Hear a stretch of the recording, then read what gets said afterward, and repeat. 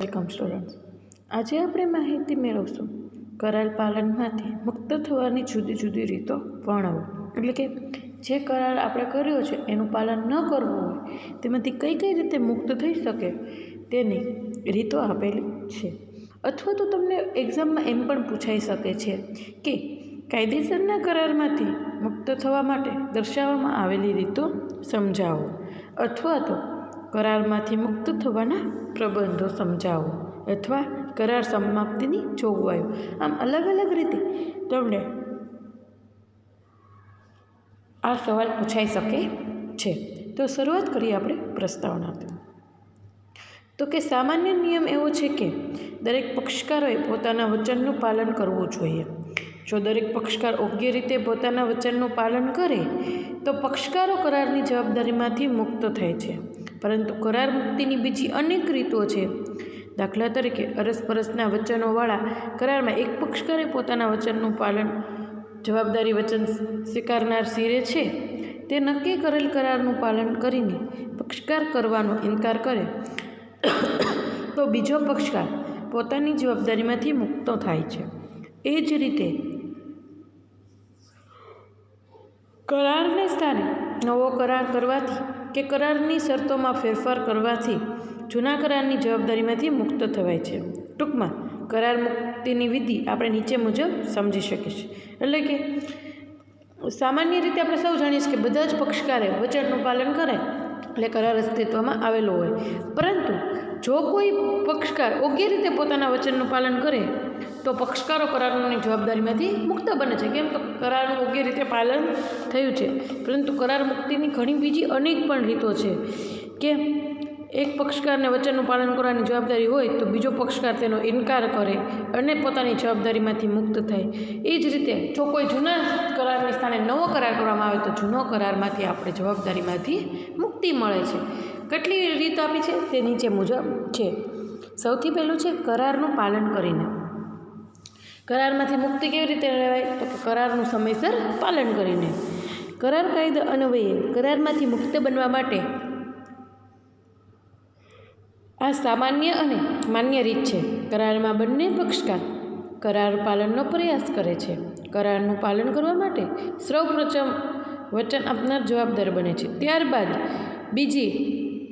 બીજો પક્ષકાર કરારમાંથી મુક્ત બને છે. એટલે કે કરારનું પાલન કરીએ તો આપણે કરારમાંથી મુક્ત થઈએ છીએ. બીજું છે કરાર પાલનનો પ્રયાસ કરીને. એટલે કે હવે કરાર આપણે પાલન કરવો છે એવો પ્રયાસ કરીને.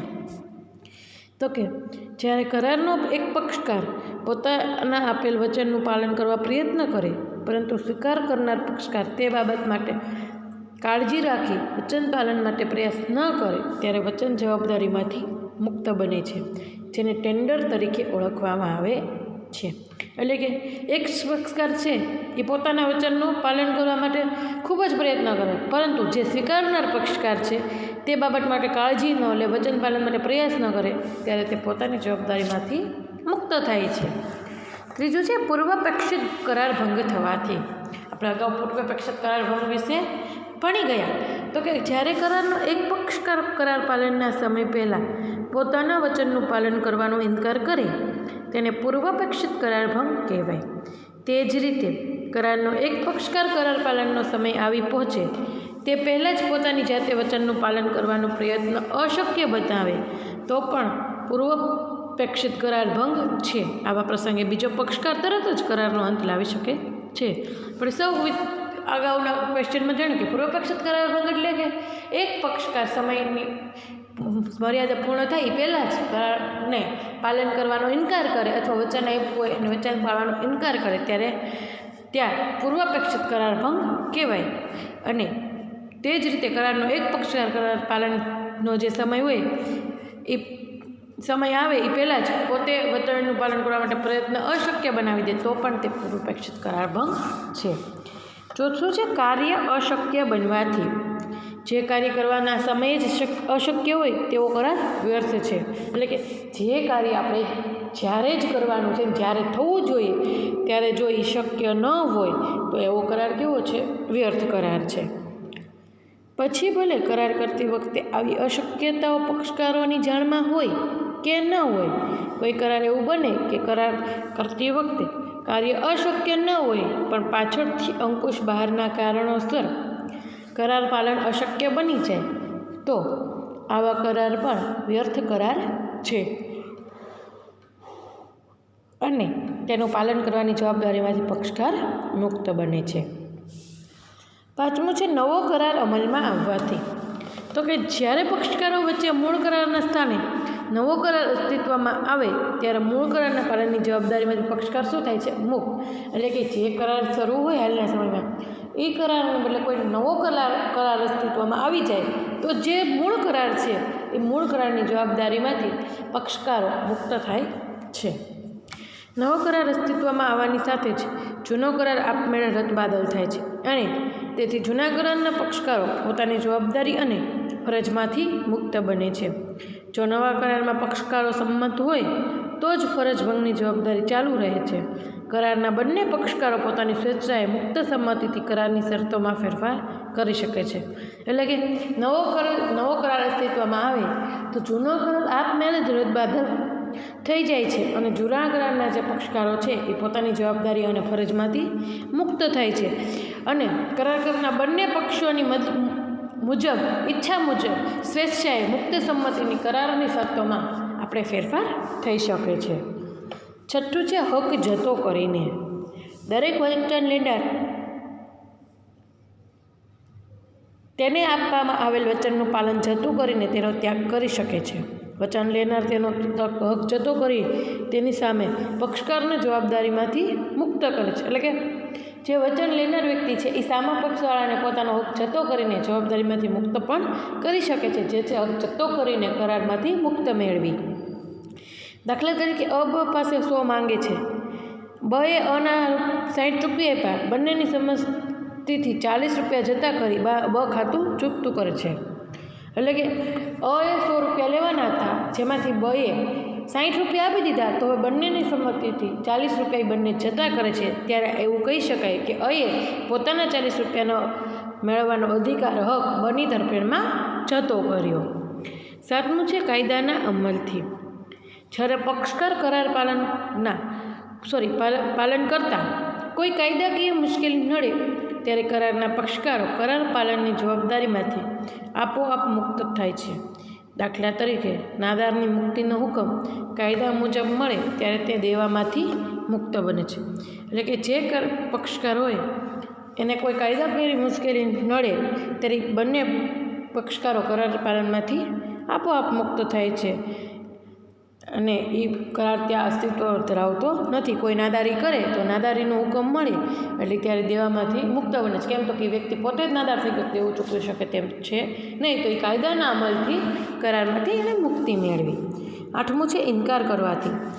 જ્યારે વચન લેનાર વચન આપનારને વચન પાલન માટેની જરૂરી સગવડો આપવા માટે ના પાડે ત્યારે તે કારણે વચન આપનાર વ્યક્તિ કરારમાંથી મુક્ત બને છે. એટલે કે જે વચન લેનાર વ્યક્તિ છે એ વચન આપનારને વચન પાલન માટેની જે અમુક વસ્તુ સગવડો આપવી જોઈએ એ આપવાની ના પાડે ત્યારે વચન આપનાર વ્યક્તિ કરારમાંથી મુક્ત બને છે.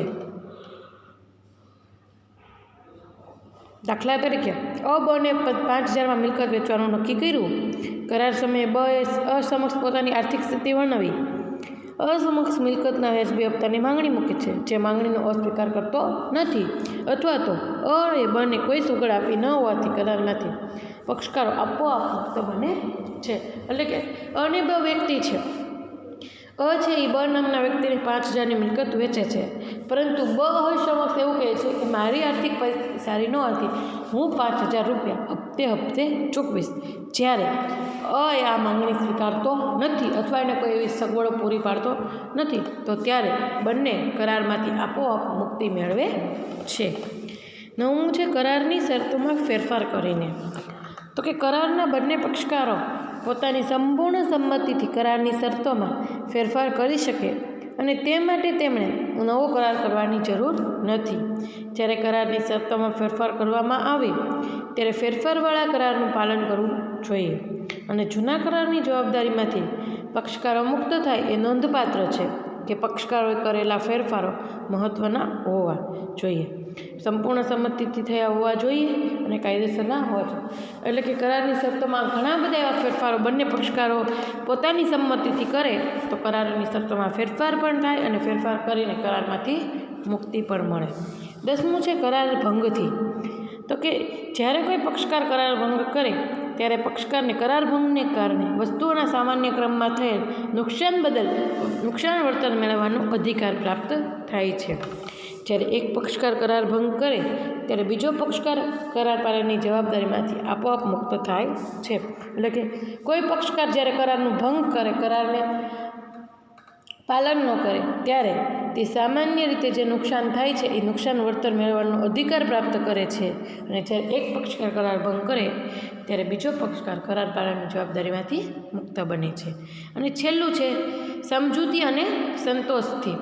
તો કે જ્યારે કરારનો એક પક્ષકાર બીજા પક્ષકાર પાસેથી જે કંઈ મેળવવાનો હક ધરાવતો હોય તેને બદલે તેનાથી કંઈ ઓછું અથવા બીજું કંઈક મેળવવાના સંમત થાય તેને સમજૂતી કહેવાય.